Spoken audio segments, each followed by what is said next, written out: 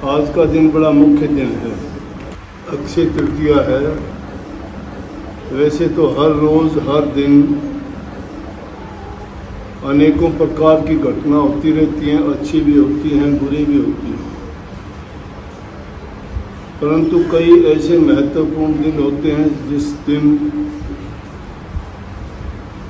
कोई ना कोई बड़ी बात, महान कार्य होते हैं तो उनका महत्व और ज़्यादा बढ़ जाता है। आज के दिन को महान कई कारणों से मानते हैं। आज के दिन ही माँ गंगा जमीन पर आई थी। अन्नपूर्णा का जन्म भी आज ही के दिन हुआ था। उसको भी माता कहते, माता अन्नपूर्णा का जन्म आज के दिन हुआ था। द्रौपदी का चीर हरण भी आज के ही दिन हुआ था। और श्री कृष्ण और सुदामा जी भी आज के ही दिन मिले थे। त्रेता युग और द्वापर युग की शुरुआत भी इसी दिन से हुई थी। और कुबेर को कुबेर का खजाना भी आज के ही दिन मिला। और भी काफ़ी घटनाएं ऐसी होंगी, ये तो मैंने मुख्य करके ऐसी घटनाएं बताई और हमारे इतिहास में उनको बहुत सी मुख्य घटनाओं में सर्वोच्च माना जाता है। और ईद का त्यौहार भी आज का ही है, तो इसलिए इन सब दिनों की आप सबको बहुत बहुत मुबारक।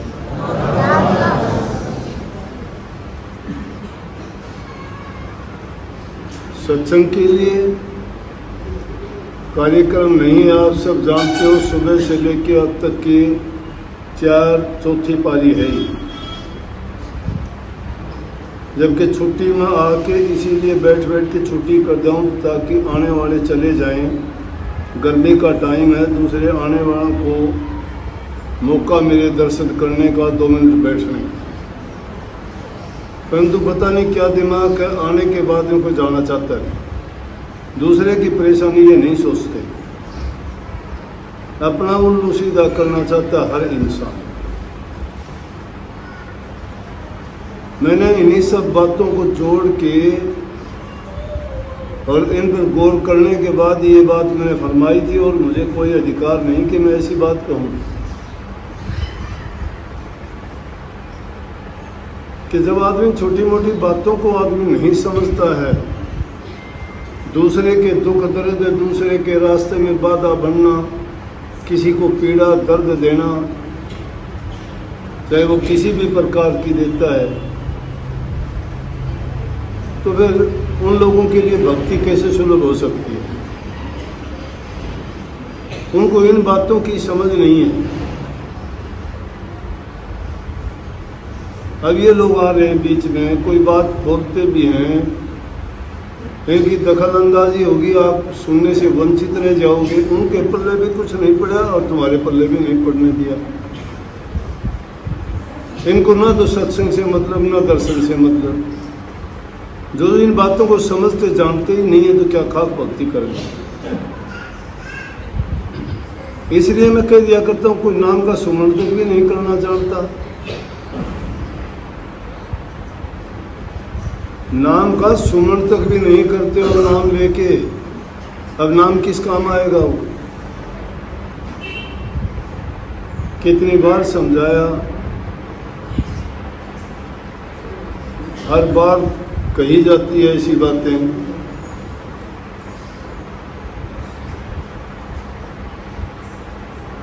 मानने वाला तो चाहे एक बार भी बात सुन लेगा तो उससे ही जिंदगी को सुधार लेगा।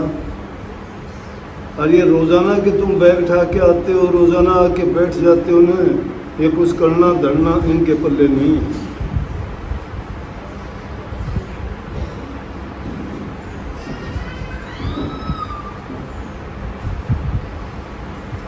क्योंकि वो न दर्शन का महत्व समझते हैं, न सत्संग का। जिनको मुश्किल से चीज़ मिलती है उसकी वो कीमत और कदर जानता है, जो चीज़ आसानी से मिल जाती है उसकी कदर कोई नहीं समझता। दूर का गुरु फूल, नजदीक का गुरु वादा, पास का गुरु का धर्मनु होया जब लग गया। पास का होगा बंदा आने जब कह देंगे कि ना टाइम देखना ना कोई बात देखनी, उसी टाइम आके खड़े हो जाएंगे कि अब टाइम मिला हमें तो दर्शन। रास्ते में देर होगी, चले तो बहुत जल्दी थी।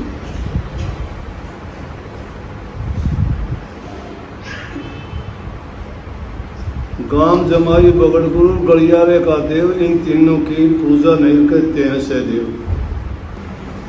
सहदेव जी कहते हैं इन तीनों की पूजा नहीं।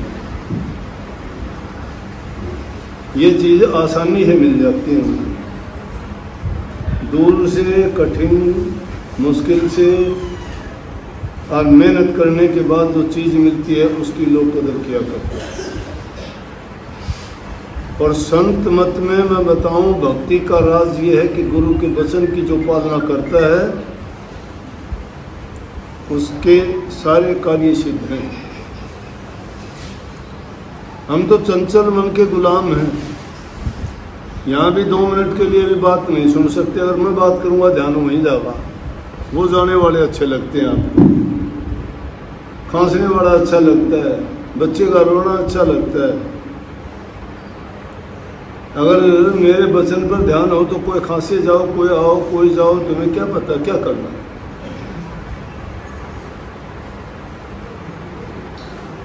एक बार का जिक्र है, मुसलमानों में रीति है कि 5 टाइम की जो नमाज पढ़ता है उसको 5 नमाजी को बड़े सम्मान और इज्जत से देखते हैं। एक बार एक पीर जी मुसल्ला कहते हैं जैसे तुम अंगोछा रखते हो ऐसा कपड़ा, उसको बड़ा पाक मानते हैं, पवित्र, उसको बिछा के उसके ऊपर नमाज पढ़ते हैं।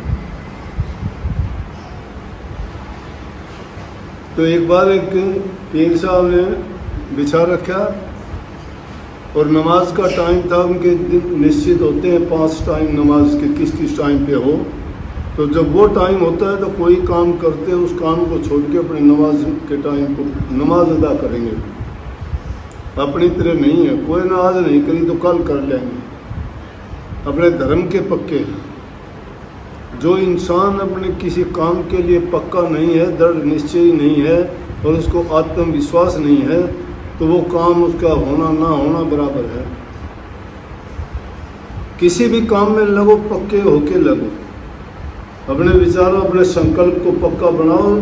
तो कहते हैं ना कि well begin is half done. जिसकी शुरुआत अच्छी होती है वो काम आता तो पूरा हो ही जाता है, पहले ही हो जाता है।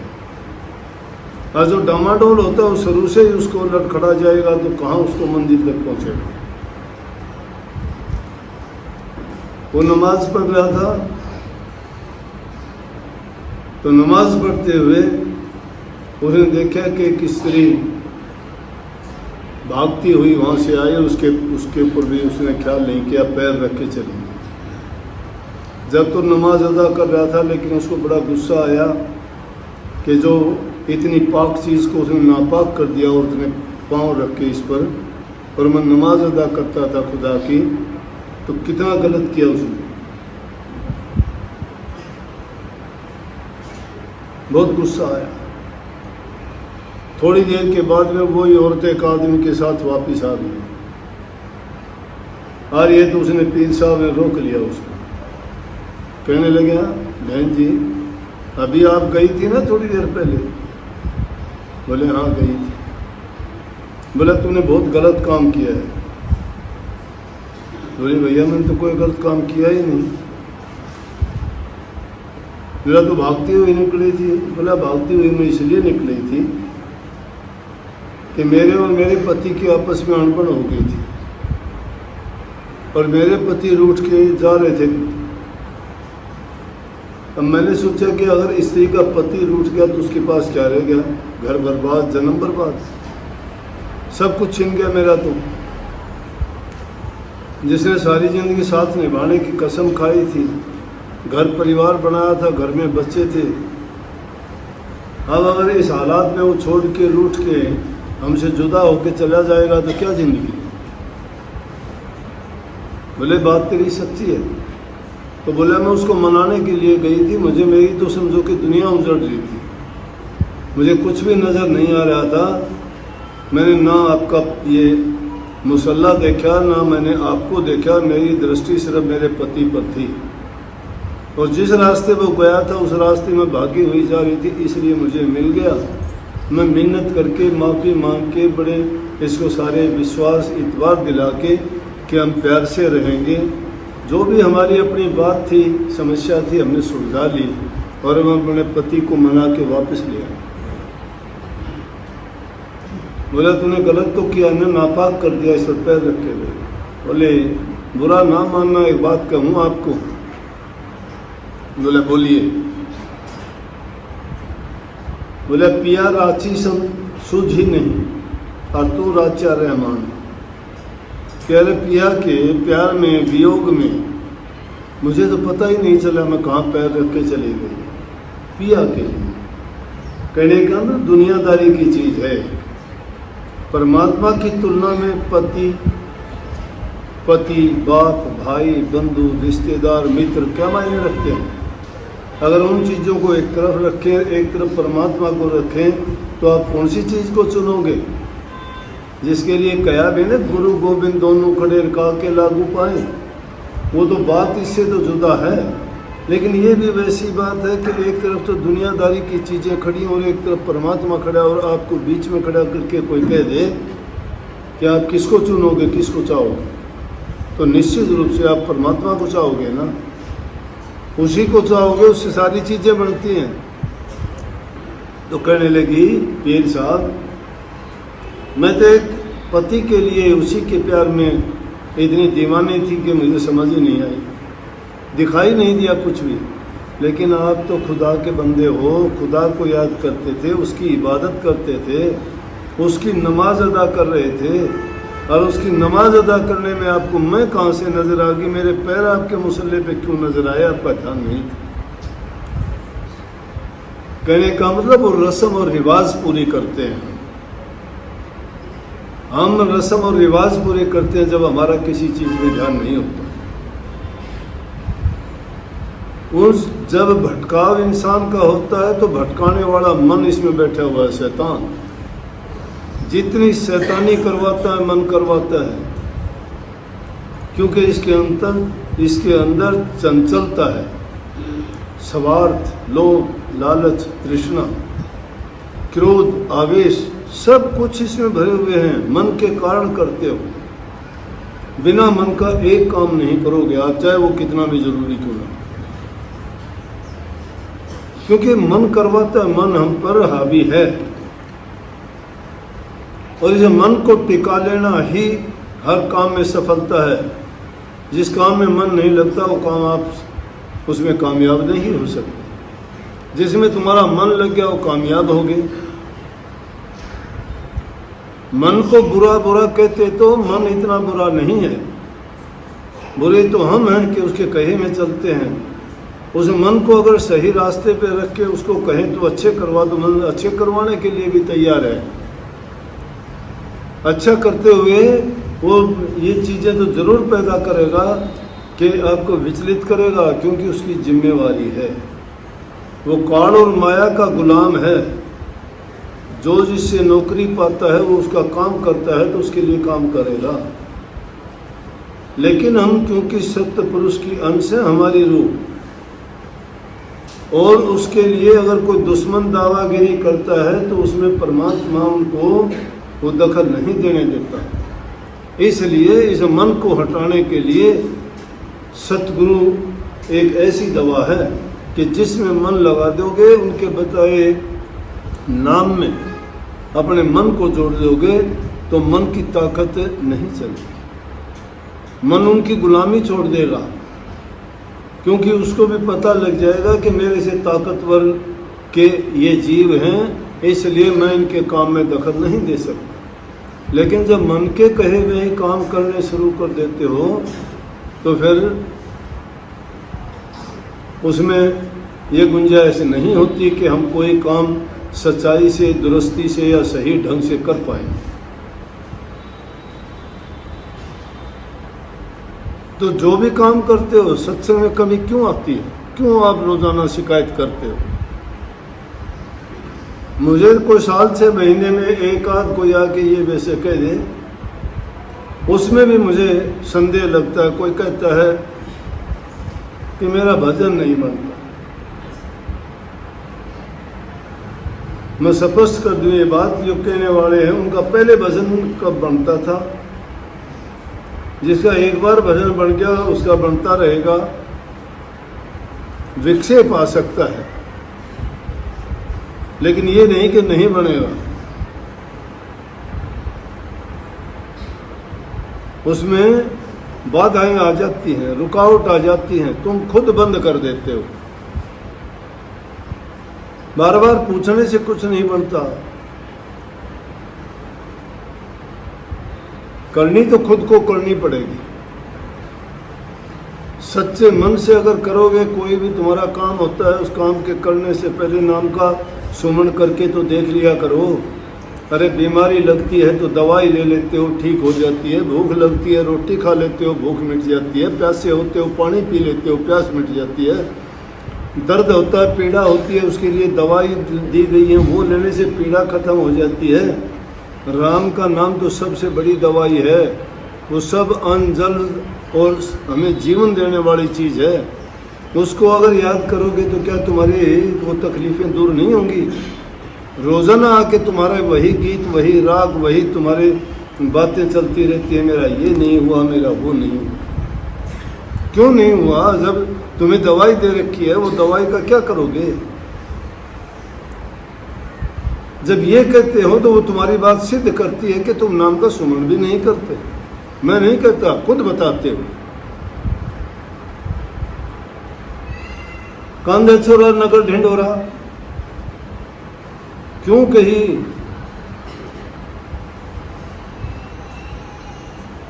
सबने ये कही है कि तुम्हारे पास सब कुछ है, उसको खोजने का प्रयास नहीं करते।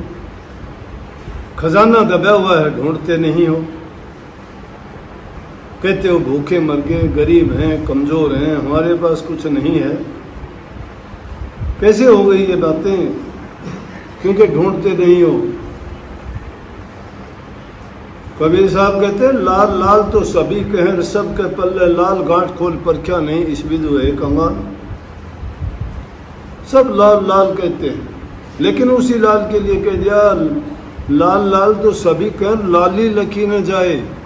वह लाली अगर कोई लख ले, लाली रखने के लिए रोजाना ये छापे डाले जाते हैं, गीत गाए जाते हैं, ये उपदेश शिक्षा और ये सत्संगों का आयोजन किया जाता है। लेकिन हम तो सत्संग को कुछ और ही मान बैठे। सत्संग के दिन तो कभी आना नहीं, जाना नहीं, सुनना नहीं, भजन करना नहीं, मेला ठेला समझ के आ जाते हो। मेला है लेकिन रूहानी मेला है, ये दुनियादारी का नहीं है।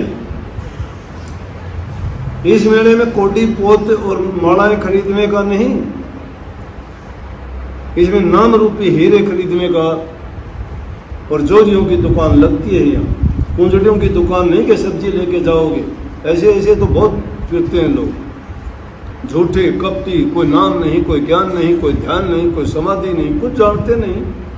और दुनियादारी के लोग बेवकूफ़ हुए उनके पीछे भी फिरते हैं, उनको भी गुरु मानते हैं, अगला भी गुरु बने बैठते हैं। यूँ नहीं सोचता कि तेरी क्या दशा होगी, कहाँ जाएगा। ये छल और कपट से भरे हुए लोग हैं। कोई किसी स्वार्थ को पूरा करने के लिए आता है, किसी से दोस्ती हो जाएगी, किसी से जान पहचान हो जाएगी, किसी से पैसे ले लेना, किसी से तरह कोई काम निकाल लेना, किसी से नौकरी पैसे की बात कर लेना। बिना स्वार्थ के कोई आदमी बात ही नहीं करता किसी से, बिना स्वार्थ की बात नहीं करता, चाहे कोई भी है। बुरा मानोगे लाख मानो, मैं ज़माने की बात कहता हूँ और सब मानोगे इस बात को सच्ची है। इस स्वार्थ की दुनिया में भगत लोग दुखी हैं और कोई दुखी नहीं। होने चाहिए वो सुखी, वो दुखी। क्यों? सच्ची को तो झूठी साबित करते हैं लोग और झूठे को सच्चा साबित करते हैं। अब सच्चे को दुख लगता है, झूठा हंसता है, लूट खसूट करता है, पाप कर्म करता है, सारे कपट धोखेबाजी करता है, मस्त रहता है। ठगया गया बेचारा बैठा रहो, वो ठगया गया, बोल नहीं सकता, कह नहीं सकता। तो इसलिए नाम सत्य है, जग झूठ है। सत्य का अगर तुमने पल्ला पकड़ा है तो सत्य के मार्ग पर चलने का प्रयास करो। ये कपट और धोखा तुम्हें कर्जवान बना देगा दुनियादारी का, और वो कर्ज तुम्हारे से उतारा नहीं जाएगा। वो कष्ट भोगते हुए तुम नहीं कह सकते, फिर ये रोज शिकायत करते हो, तुम्हारे कर्म का फल है और कोई नहीं, तुम्हारे कर्म का फल है। कर्ज अगर उतारना चाहते हो तो मेहनत करनी पड़ेगी, और नाम की मेहनत करोगे तो तुम्हारे सब प्रकार के कर्ज माफ भी हो जाएंगे और तुम्हें शांति भी मिल जाएगी। सबको बहुत बहुत आशीर्वाद।